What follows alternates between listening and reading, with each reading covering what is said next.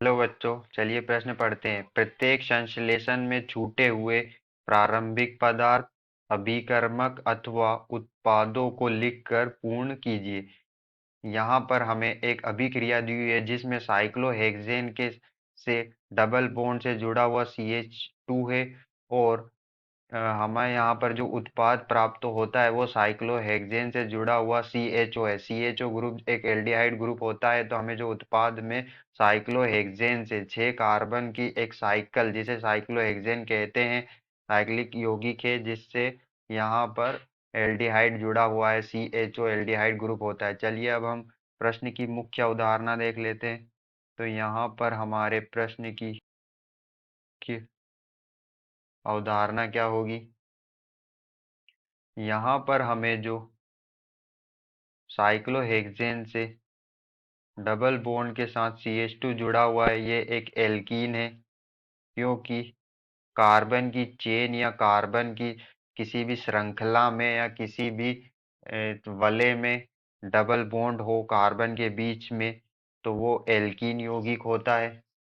वो एक एल्कीन यौगिक में आता है, और इसको जब हम उत्पाद के रूप में परिवर्तित करते हैं तो यह दो अभिक्रियाओं में, दो चरणों में पूर्ण होता है, जिसमें हम प्रथम चरण में यहाँ पर एल्कीन को हाइड्रोबोरेशन की ऑक्सीकरण अभिक्रिया से अभिक्रिया कराते हैं, तो एल्कोहल प्राप्त होता है। और एल्कोहल का जब हम ऑक्सीकरण कराते हैं PCC से, तो हमें साइक्लोहेक्सेनल, हमें एक एल्डिहाइड प्राप्त होता है। और एल यह हमारा एक एल्डिहाइड है, क्योंकि CHO जो ग्रुप जुड़ा होता है किसी भी यौगिक से, वह एल्डिहाइड यौगिक कहलाता है। एल्डिहाइड यौगिक कहलाता है। तो हमने देखा कि यहाँ हमें एल्कीन से एल्डिहाइड का निर्माण करना है। तो चलिए अब हम अभिक्रिया देख लेते हैं।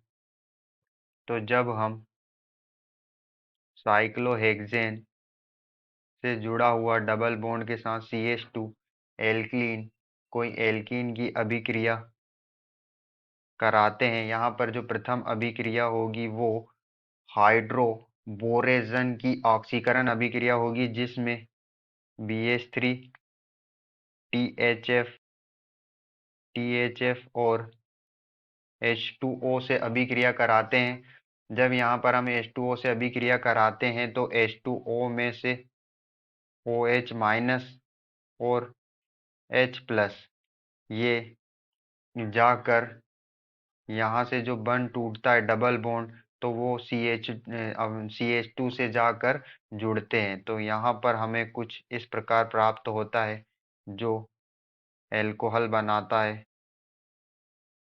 हमारे CH2 से OH जाकर ऐड होता है, और हमारे इस कार्बन से H जुड़ता है, H प्लस जाके जुड़ता है, और हमारे CH2 से OH माइनस जाकर जुड़ता है, और यह एक एल्कोहल है, क्योंकि इसमें OH समूह है, और OH समूह जो होता है वो एल्कोहल यौगिक कहलाता है। जिस यौगिक में OH समूह होता है वह एल्कोहल यौगिक कहलाता है।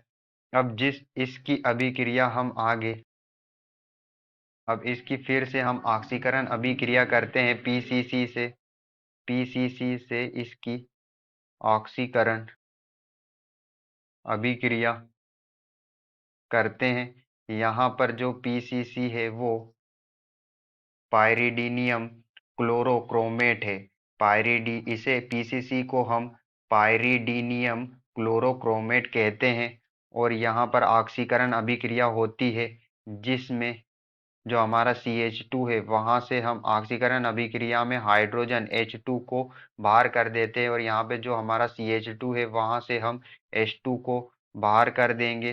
तो जब हम CH2 से H2 को बाहर कर देते हैं तो सिर्फ वहाँ पर CHO प्राप्त होता है, और यह एक एल्डिहाइड ग्रुप है, और यही हमारा उत्पाद होगा, यही हमारा अभिक्रिया का उत्पाद होगा, जो कि हमें अभिक्रिया में दिया हुआ था।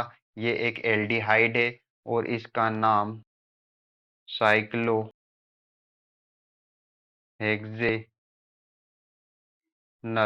साइक्लोहेक्सेनल इसका नाम जो होता है वो साइक्लोहेक्सेनल हेक्सेनल होता है। तो हमें देखा कि एल्कीन से साइक्लिक एल्कीन से हमें साइक्लोहेक्सेन जो एक एल्डिहाइड है, एल्डिहाइड, हमें किसी साइक्लिक हेक्सेन से एक साइक्लिक एल्डिहाइड दो चरणों में, दो अभिक्रियाओं में पूर्ण होता है। पहली अभिक्रिया में हम हाइड्रोबोरेजन की ऑक्सीकरण अभिक्रिया कराते हैं और दूसरी अभिक्रिया में भी हम ऑक्सीकरण अभिक्रिया कराते हैं, जिसमें H2 को CH2 से बाहर करते हैं और यह ऑक्सीकरण अभिक्रिया पीसीसी की उपस्थिति में होती है, जिसे पाइरिडीनियम क्लोरोक्रोमेट कहते हैं। और इस तरह हमें एक साइक्लिक एल्डिहाइड प्राप्त होता है। आशा करते हैं आपको समझ में आया होगा। धन्यवाद।